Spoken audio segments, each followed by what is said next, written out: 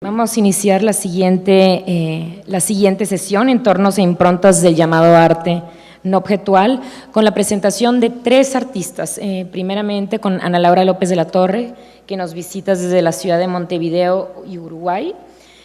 Ana Laura es artista plástica, pero también es la directora del Centro Cultural Florencio Sánchez en la ciudad de Montevideo.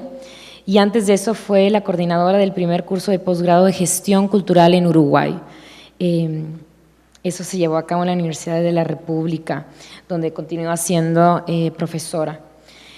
Ana Laura la conozco desde hace varios años y una de las cosas que me ha parecido interesante es no solamente su interés en la gestión cultural y su práctica de eso, pero también cómo ha sido una proponente de lo que decía Miguel López ahorita mismo, que es cómo vamos a definir las prácticas sociales que se vienen desarrollando en el arte contemporáneo a partir de nuestra propia historia regional y no de los discursos o del lenguaje de Occidente.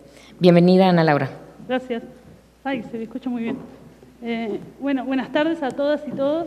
Quería decirles que es la primera vez que estoy en Colombia y en Medellín y que estoy muy contenta porque si bien no conocía este país, tengo un vínculo afectivo con él muy grande. Viví en Londres 16 años, en Brixton, un barrio donde había una comunidad colombiana muy numerosa, y mi hija que nació allí se crió en una guardería colombiana, entonces ella habló hasta los 5 años español colombiano y tomó sopitas de sancocho que me pedía que le hiciera y yo no sabía. Y además, digamos, desde también un lugar afectivo de haber acompañado a lo largo de los años, digamos, la vivencia política de este país, la situación de guerra fratricida, el acompañamiento muy cercano y sentido y solidario con lo que pasaba acá en Colombia y la alegría con que se vivió en Uruguay, ver el comienzo de un proceso de paz a pesar de los reveses. Quería compartir ese momento que para mí es muy lindo poder estar acá y decirle que en Uruguay seguimos muy de cerca lo que está pasando acá y estamos convencidos de que están en un camino, que no hay marcha atrás y que nos da mucha felicidad ver que se está yendo en esa dirección y que este país que es tan rico y tan maravilloso, humana, cultural, naturalmente, va a poder disfrutar de toda su riqueza muy pronto, esperamos. Voy a empezar ahora con la...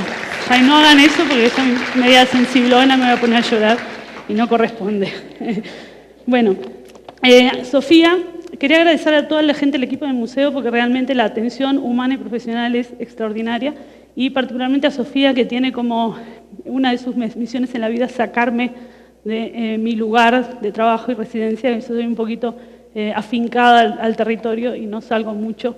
Y gracias a sus mediaciones tengo la oportunidad de viajar también y de conocer a otros lugares y otras experiencias artísticas que son importantes también para la cross-polinización. Sofía me pidió que hablara un poco sobre mi práctica artística, también sobre mi trabajo como docente, como gestora cultural, como activista. Yo no nací con el don de la síntesis, así que no voy a hacer eso, porque tengo un tiempo limitado. Elegí traer un par de experiencias que tocan en todo, porque quizás para mí la demarcación de estas disciplinas en las que incurro tiene más que ver quizás con demarcaciones institucionales, de que cuando opero como una de esas cosas es más bien como el contexto institucional en el que opero, el que lo demarca, más que como que yo me sienta afiliada a una disciplina. Yo solo tengo formación en el campo artístico, y digamos mi aprendizaje en el activismo, en la docencia y en la gestión cultural fue más bien autodidacta y aprendiendo con otra gente, aprendiendo en la práctica, y mi cruce de un lado a otro tiene más que ver quizás con una promiscuidad epistemológica, una curiosidad por las formas de trabajar que hay en el mundo, que digamos, con que yo pasé de ser artista a ser educadora a ser. Y también nunca tuvo que ver quizás con algo que era más de otra época, en que los artistas tenían una práctica artística y tenían otra práctica profesional, digamos, como un medio de sustento económico. Nunca fue ese mi caso, o sea, nunca elegí hacer una cosa en relación a lo que me podía aportar el sustento material, sino que siempre fue más bien motivado como por una pasión, un deseo de estar en el mundo de una cierta manera, y a veces es remunerado, a veces no, y no importa mucho eso. Entonces, quería también hacer, en relación a esto de la disciplina y de cómo uno está en un lugar o en otro disciplinarmente, me gustaba mucho una expresión de del colectivo mexicano La Checa, que hablan de escapar de la disciplina, pensando en la disciplina, en esa polisemia que tiene el término, ¿no? Como ámbito de especialización, pero también con su eco hacia aspectos punitivos o disciplinarios. Los dos, digamos, fragmentos o momentos de mi accionar que les voy a mostrar, se cruzan distintos elementos que están atravesados con esa forma de accionar, y es interesante lo que se hablaba hoy de lo no objetual como una actitud, o como, no tengo mi cuaderno, no apunté la otra palabra que se me mencionó, como un comportamiento. Me sentí como identificada con eso. Y quisiera quizás señalar que cuando hablo de activismo en el contexto de mis prácticas, yo tengo como dos líneas de trabajo como activista. Una es la militancia en el movimiento feminista, en el movimiento ecologista, en donde yo realmente no trabajo desde un lado de la creatividad, sino en la parte no sexy del activismo, que es ir a reuniones, organizar agendas, poner el cuerpo, que es lo que generalmente falta, ¿no? Porque hay es más fácil convocar para una acción, para una marcha, pero como la rutina de drudgery del activismo, eso, faltan cuerpos. Entonces yo siempre elegí como trabajar desde ese lugar, porque si no fui bendecida con el don de la síntesis, sí fue bendecida con el don de la organización y de la negociación, y me interesa mucho lo que es estrategia política, como desde el activismo uno tiene que estar todo el tiempo generando, digamos, estrategias de negociación con la dura realidad. Entonces yo trabajo en eso, y cuando hablo del activismo en el contexto de mis prácticas profesionales y aficionadas, es en el sentido de ejemplo de vida, ¿no? De activismo como ejemplo de vida, como estar atenta y alerta a las situaciones tóxicas, a no permitirlas, a cuestionarlas, a interpelarlas, y también a buscar generar espacios en donde se propician y se permiten y se generan políticas afectivas del cuidado, de la solidaridad, del respeto por el otro, del disenso sin violencia y del consenso con generosidad. Entonces, digamos, en ese sentido que es muy feminista y muy ecologista del activismo como forma de vida, como ejemplo de vida. Eso es lo que van a poder quizás sentir en lo que les voy a mostrar. Entonces los dos, digamos, a ver, con esto puedo pasar, ¿verdad? Ya. Ahí. Lo que veo acá, ahí está, ya entendí. Los dos proyectos de los que voy a hablar, no son proyectos en realidad, son como, uno es un proyecto, el otro es como un proceso, una cosa.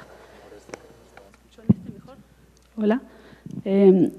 Tienen algunas cosas en común y son muy diferentes. Lo que tienen en común es que tienen lugar en el barrio, en barrios, en un barrio de Porto Alegre y un barrio de Montevideo. El barrio es como el espacio donde yo elegí trabajar en todas mis dimensiones, como gestora, como docente, como artista, como activista. Es en esa dimensión de la experiencia en donde yo elegí trabajar por motivos personales, afectivos y por ideología también.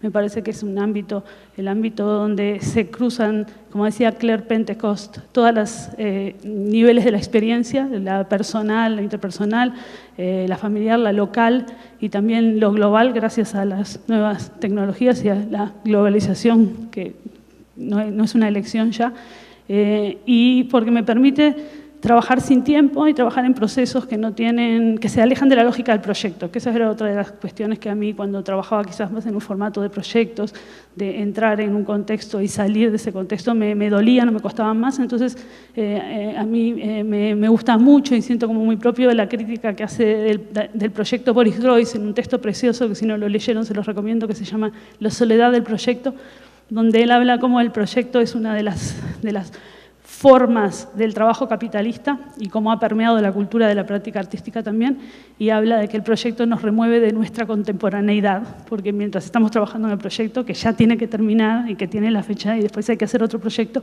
no estamos viviendo con nuestros contemporáneos que no están trabajando en el proyecto, que están viviendo. Entonces, como eso también me motiva como pensar en cómo puedo trabajar con los ciclos de la vida, de la gente, y quizás pensando también desde el pensamiento ecologista y desde el pensamiento feminista en los ciclos de la naturaleza, ¿no? Que uno no trabaja con esa lógica de proyecto o con ese telos de avanzar hacia no sé dónde, sino como en cuestiones cíclicas que se van repitiendo y que uno tiene siempre tiempo de volver sobre ello y quizás ajustar alguna cosa. Entonces, Me voy a tomar un poquito de agua porque la comida estaba salada. Me encanta el arroz ese con coco, está buenísimo, pero después me van a tener que enseñar la receta.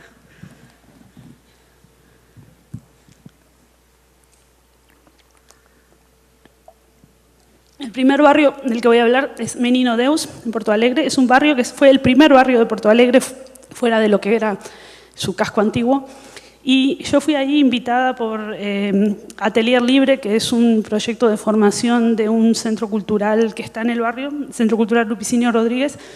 Fue un lugar muy importante para la historia del arte moderno en Porto Alegre. Congregó, digamos, a la vanguardia modernista de Porto Alegre en su momento y tiene como una infraestructura, es público, una infraestructura muy generosa, tiene un teatro, tiene una biblioteca, tiene talleres muy bien equipados, de grabado, de escultura, de pintura, y dan cursos regulares. Está inserto en un barrio que es diverso, es un barrio que tiene vivienda social de favelas regularizadas, también tiene una población trabajadora y tiene una población de clase media. Y el centro cultural no tiene, en principio, ningún vínculo con su entorno vecinal. Más bien es como que la gente que va a usar las instalaciones es gente que son los públicos del arte o públicos culturales, y artistas amateurs y profesionales. Y me invitaron a dar un taller en el contexto de esta serie de Atelier Libre sobre arte y participación, basado como un poco en mi experiencia de trabajo. Y los que participaban del taller eran casi todos artistas que formaban parte de los talleres, que asistían a los talleres regulares allí de Atelier Libre. Entonces, mi forma de ejercer la docencia, pensando también en cómo transmitimos el conocimiento de prácticas que no están todavía integradas a la educación formal, pensando que como yo aprendí a hacer lo que hago como artista, que fue a través del contacto con otros artistas y también de conocimientos, de herramientas, de formas de pensar y de actuar que vienen del campo del activismo, que vienen del trabajo en gestión, que tienen que ver con la práctica artística conceptual y también con una formación artística más tradicional como escultora, como esa mezcla de cosas y la práctica misma hace que uno tenga una experiencia, un métier, una praxis, y cómo eso se puede transmitir en contextos semiformales como puede ser un taller, la transmisión de las prácticas sociales, ¿no? Es una cosa en la que yo a veces paso un poquito de tiempo pensando, sobre todo por la demanda de artistas más jóvenes de aprender a hacer esto. Entonces, la metodología básicamente es una de escucha, ¿no? Es decir, bueno, la gente que viene a un curso, a una clase, a un taller, es gente que sabe cosas, ¿no? Eso es uno de los pilares de la educación activa, de la pedagogía,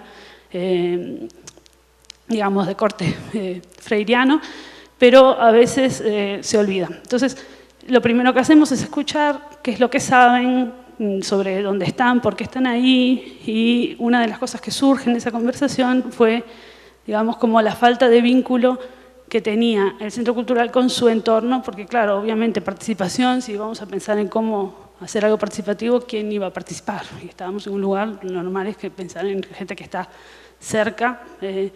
Eso surge de la escucha, de la conversación con ellos. El otro principio, digamos, de la docencia con el que trabajo mucho es el de no plantear conocimientos, sino plantear problemas, ¿no?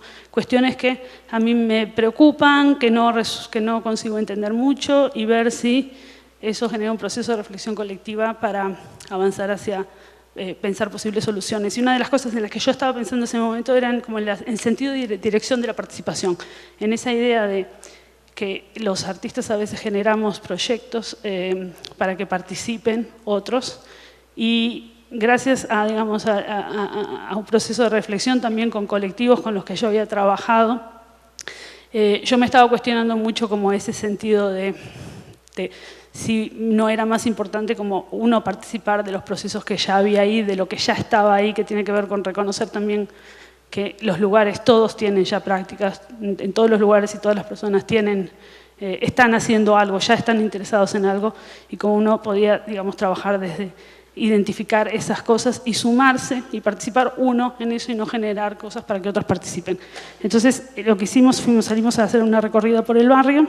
Esto es como un diagrama del mapa. Yo trabajo mucho, como en eso, trabajo en procesos de muchos años, en donde van cambiando las cosas. Tengo colecciones de dibujos de estos donde van moviéndose son como capas y capas y capas donde se van moviendo las cosas. Y hay una esquinita ahí donde a lo mejor pueden ver arriba que pone Jardín de Eva, intercambio de plantas.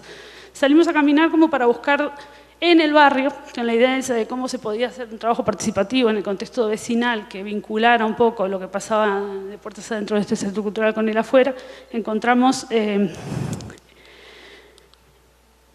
en una plaza que está al lado del centro cultural, una plaza muy pelada, polvorienta, con poco, el equipamiento, la infraestructura estaba en muy mal estado. Esto, que claramente no era, a mi ver, era algo que no lo había hecho la prefectura. Acá había como la intervención o la acción de alguien, probablemente un vecino. Entonces, como diciendo, bueno, esto es el tipo de cosas que, bueno, que a uno le genera la sensación de que acá hay alguien que tiene como un accionar que es proactivo y que es creativo y que es en el espacio común. Entonces, bueno, preguntamos un poquito y enseguida encontramos a la jardinera, que es la señora de blusa azul, dona Eva, que vivía en unas viviendas muy humildes, en un lugar donde había una favela y se había regularizado. Dona Eva viene del interior rural brasileño y se tuvo que mudar a Porto Alegre porque su marido estaba muy enfermo y requería un tratamiento que solo estaba disponible en la ciudad y ella no tenía espacio para cultivar. Ella venía de una cultura del cultivo, de la producción de alimentos, entonces ella había empezado como a ocupar la plaza, que estaba muy fea, y a plantar cosas. Ahí hay algunos de los arbolitos. Plantaba frutales, por ejemplo, con mucha precariedad también de recursos. Entonces tuvimos una conversación muy linda con ellas, nos fuimos a las casas como más ricas del barrio y pedimos que nos dieran algunos plantines de plantas muy lindas que tenían, se las llevábamos, plantamos algunas cosas con ella ahí en la plaza y una de las integrantes del grupo en el que estábamos, que era una de las participantes de los talleres ahí de Atelier Libre, Eliane, que está ahí en la foto con dona Eva. Cuando volvimos, cuando esto fue como 2 o 3 días que la fuimos a visitar y hicimos toda esta conversación con ella, la conocimos, plantamos, esas cosas juntas. Entonces yo hablándoles como esa cosa de encontrar eso, que es la punta de un ovillo, de una relación que uno puede tener con alguien que tiene una práctica ya en el lugar y cómo uno puede acompañar eso y tener una interacción con eso y acompañar o sumar. A ver, y Eliane se quedó muy conmovida con eso y yo me fui, yo estuve unos días en Porto Alegre. Entonces ella me empezó a mandar mails diciendo, me dijo antes, ¿cómo hago? ¿Qué es que esto es muy bueno, yo quiero seguir, ¿qué hago? Y yo le dije, yo qué sé, no sé, seguí visitando a la señora porque es divina realmente. Y le digo, construí una relación con ella y vayan viendo. Entonces ella me mandaba mails a Montevideo, donde me contaba de las visitas y siempre con esa ansiedad de habría que formular un proyecto, ¿qué podría hacer? ¿Qué actividades podríamos hacer? Y yo le decía, no sé, me parece que tampoco hay que hacer nada. Le digo, yo que vos seguiría visitándola. Y entonces, esa es como otra dimensión de la tarea docente, que es ese acompañamiento que, digamos, que orienta o que responde preguntas o que plantea preguntas.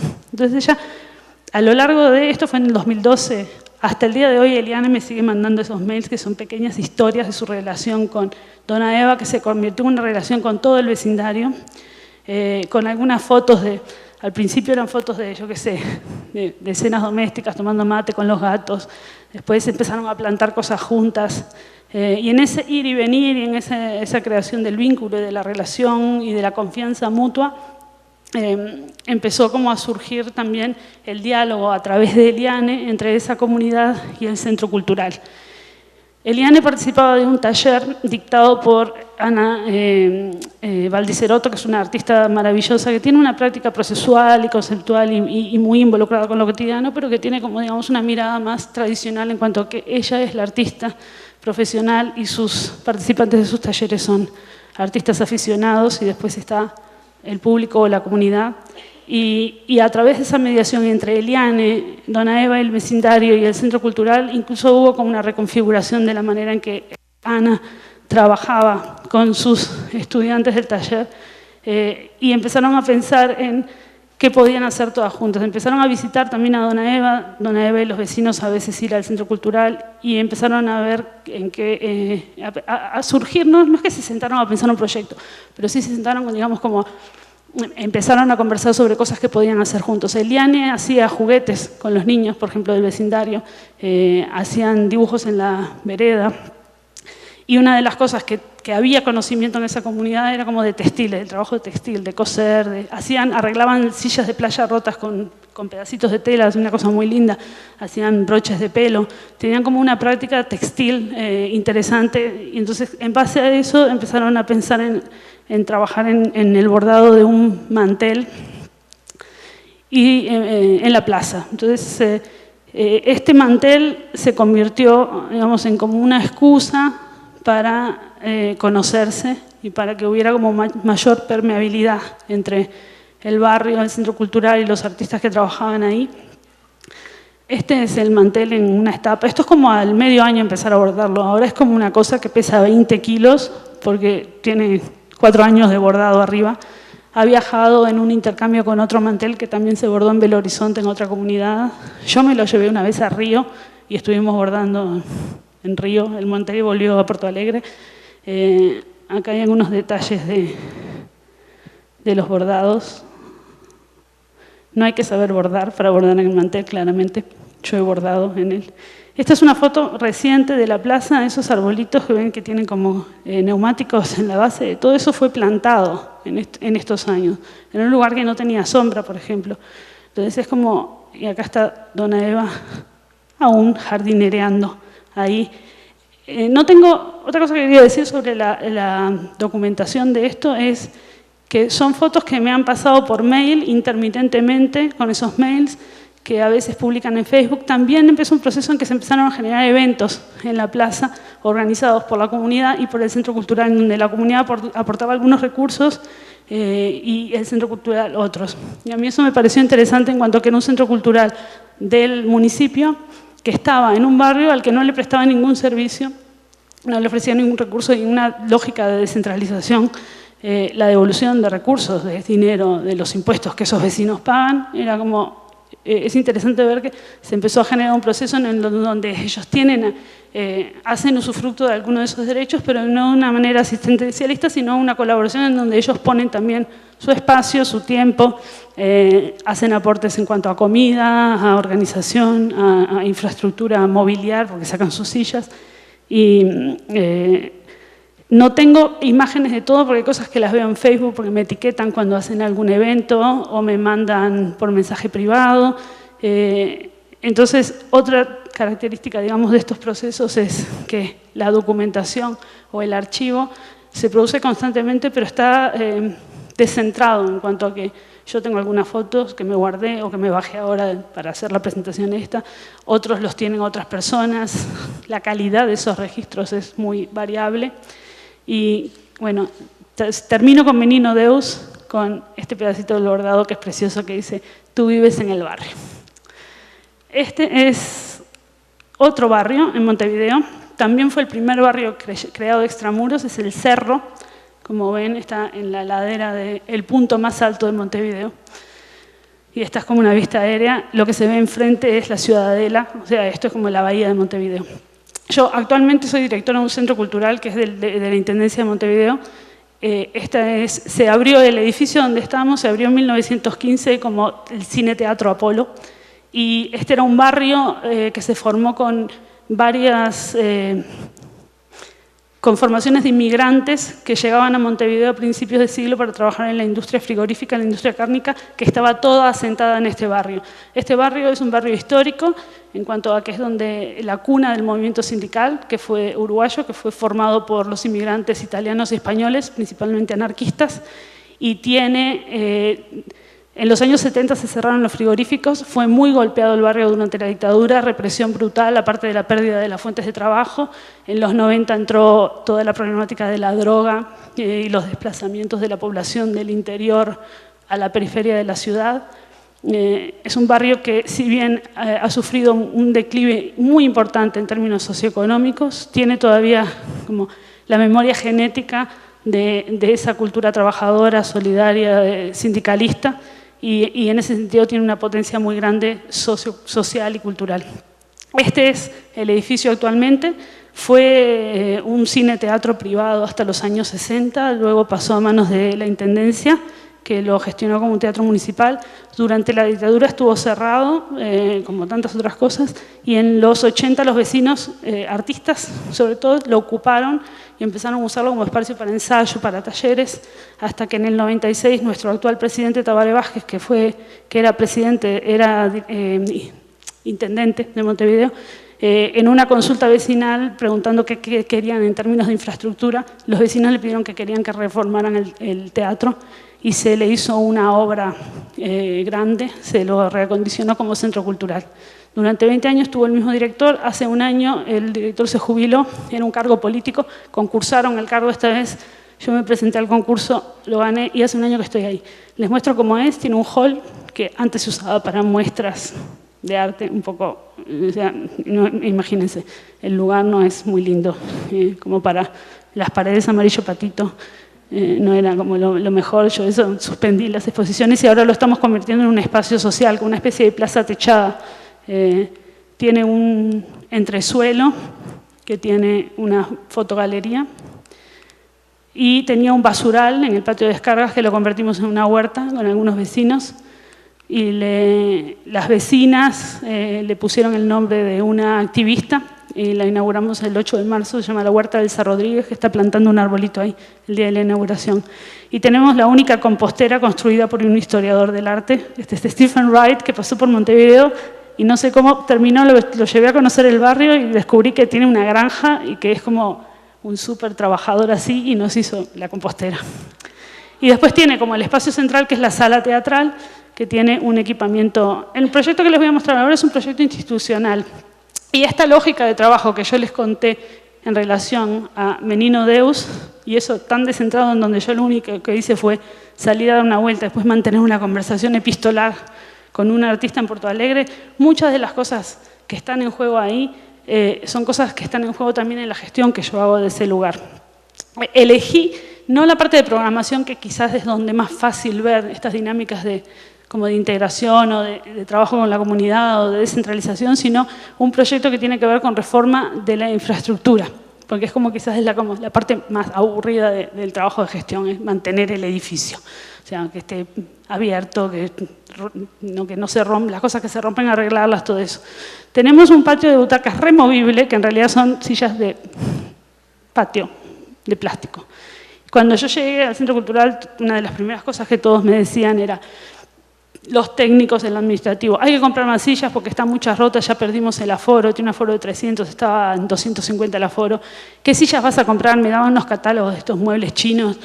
Y a la vez, el barrio, cada vez que venían los vecinos, que tienen un sentido de apropiación muy grande con el lugar, me decían: pero no está bueno que tengamos estas sillas tan atorrantas, tan pichi, con el teatro tan lindo que tenemos, tendríamos que tener butacas. Bueno, entonces, el problema estaba planteado. Entonces, la respuesta era como que todo el mundo esperaba que yo tomara una decisión y fuera y consiguiera plata y comprara algo que respondiera a todas estas necesidades.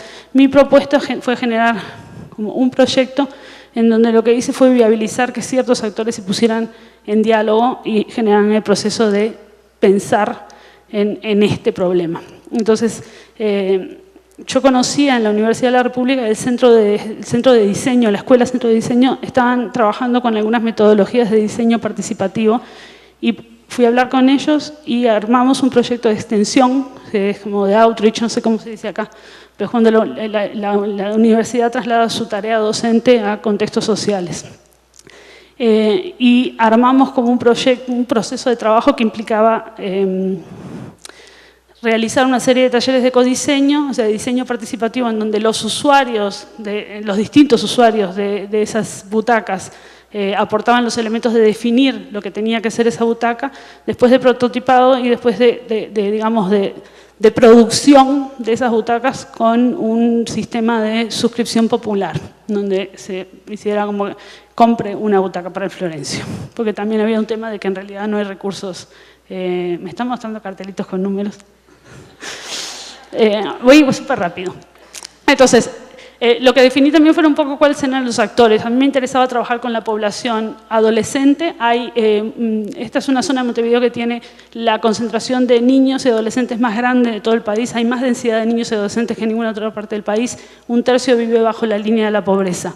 es una zona muy pobre de Montevideo. Están los técnicos, también me interesa trabajar con adultos y adultas mayores, en cuanto a que son también uno de nuestros grandes públicos, y porque los adolescentes y los adultos mayores son públicos privilegiados en cuanto a que tienen tiempo para venir a actividades culturales, pero también porque había como una brecha generacional que estaba bueno trabajar en cuanto a la transmisión de cuestiones identitarias del barrio, de memoria social del barrio, que me parecía que este proceso podía favorecer. Hay también un polo de desarrollo tecnológico e industrial, que también los involucramos en el proceso, y los centros educativos, hay dos tipos. Está la secundaria, digamos, voy pasando las imágenes, la secundaria académica, después la secundaria técnica, que es donde se aprenden los oficios, panadería, peluquería, mecánica, todo eso. Entonces trabajamos con esos dos tipos de centros educativos y distintos niveles, ciclo básico y educación media superior. Estaban los estudiantes de la Universidad de la República, los jubilados, organizados en la Asociación de Jubilados del Cerro.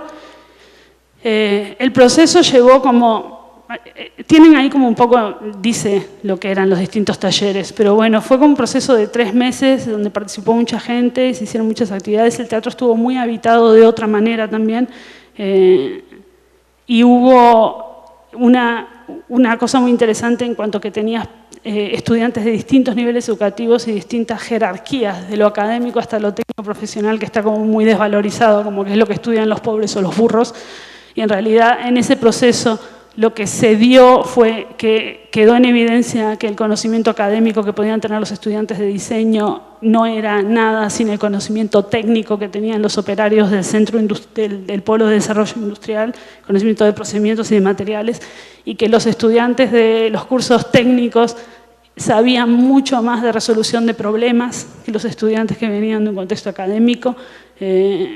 Fue una experiencia muy rica a nivel de poner todas esas cosas en juego. Hicieron como una investigación también de los lenguajes plásticos del espacio, experiencias de armado y desarmado de la platea.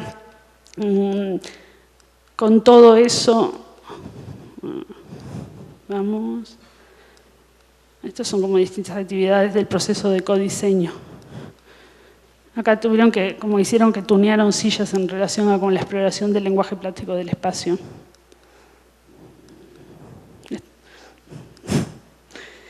Hicimos también talleres en los centros educativos donde refinamos las propuestas. Esta es como con el taller de textiles de la Asociación de Jubilados pensamos un poco en la integración de textiles en esta nueva butaca.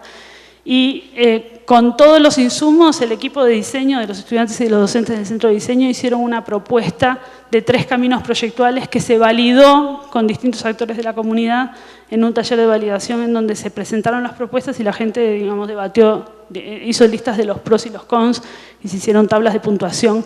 Estos son los 3 caminos proyectuales. Uno era hacer una butaca individual apilable, el otro hacer un tipo banco plegable de A3 o una butaca oculta en el suelo. Se optó, después de hacer toda la puntuación, se optó por la individual. Estos son los primeros, digamos, renders de esa nueva butaca.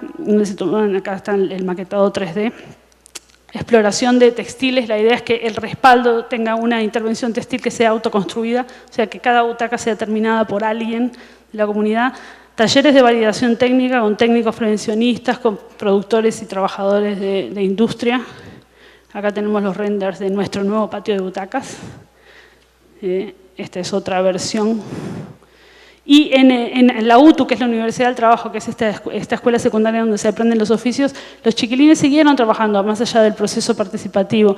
Es como que quedaron como el cuerpo docente y los estudiantes quedaron muy enganchados con el proceso y ellos siguieron un proceso en paralelo y el mismo proceso que hicieron los estudiantes de la universidad generaron también sus modelos 3D, imprimieron sus maquetitas de la butaca al nivel de lo que podían hacer. Son chiquilines que tienen 12, 13 años, hicieron una muestra del proyecto y terminamos con una entrega de certificados. Eran 100 estudiantes, entonces al final estaban todos con los certificados y le dijimos, bueno, ¿quieren hacerse una foto todos juntos? Y dijeron, no, ¿cómo una foto? Un mannequin challenge, que era lo que estaba de moda en ese momento.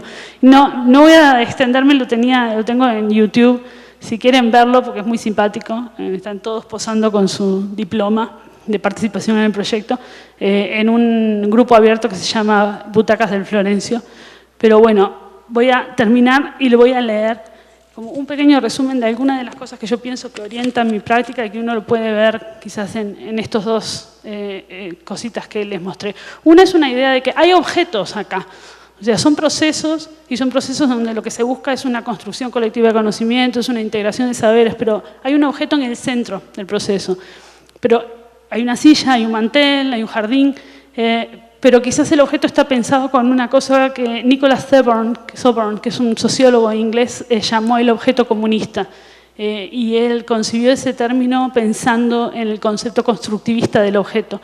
Que Rodchenko decía, en nuestras manos el objeto debe ser un camarada. Y es una relación con el objeto que se aleja de la idea capitalista del objeto, que es algo para generar una ganancia y que nosotros explotamos al objeto. El objeto nos da un servicio y digamos, nosotros tenemos una relación de explotación sobre el objeto. La propuesta es de que el objeto no es algo que está a nuestro servicio, sino que es algo que es mutante, fluctuante y que nosotros lo construimos y que se construye en relación a nosotros. Entonces hay como, no hay un desprecio del objeto, pero sí hay como una nueva manera de pensar en qué relación tenemos entre nosotros como sujetos, entre el sujeto y el objeto con el que creamos. También una convicción del valor de los procesos a largo plazo, ¿verdad? De compromisos a largo plazo y de relaciones, y de construir relaciones que son relaciones afectivas también. También una aceptación bien humorada de que este tipo de práctica no es una modalidad que redunde fácilmente en visibilidad, y ahí quizás toca un poco con lo que estaba hablando en relación de Miguel y de la recuperación de ciertas prácticas. Me parece que si bien que trabajar en un contexto barrial, trabajar en un contexto comunitario tiene como ese aislamiento también de que todo pasa ahí, que es muy difícil visibilizarlo y se pierden oportunidades de tener este tipo de diálogos con otras prácticas, que también es rico y es interesante. Pensar que en todos los lugares la gente sabe cosas, la gente sabe hacer cosas, y que todos esos conocimientos tienen valor y que hay que valorizarlos y ponerlos en juego, y pensar en cómo ciertas jerarquías de conocimiento, de experiencia que son, digamos, dadas, se pueden cuestionar. Escuchar también, ¿verdad? Lo de la escuchar la textura social, la textura cultural del lugar, esa idea de las estructuras de sentimiento de Raymond Williams, ¿no? De que cada lugar, cada momento cultural y social tiene una estructura de sentimiento, y escucharla y sentirla y hacerse uno con ello. Aportar y creer en la importancia de la construcción colectiva de conocimiento, aunque lleve mucho tiempo. Una cosa, digo, yo podía haber comprado una butaca, me hubiera llevado 2 días hacer una licitación. Esto nos está llevando 2 años, estamos prototipando ahora, y un montón de trabajo de que toda esa gente estuviera como alineada, y juntarnos y salir con todo aquel guriserío del liceo, ir para acá y para allá. Me parece que el valor del resultado amerita la demora. Como decía León Felipe, no es lo importante llegar solo ni pronto, sino con todos y a tiempo. Y por acá la dejo. Muchas gracias por escucharme.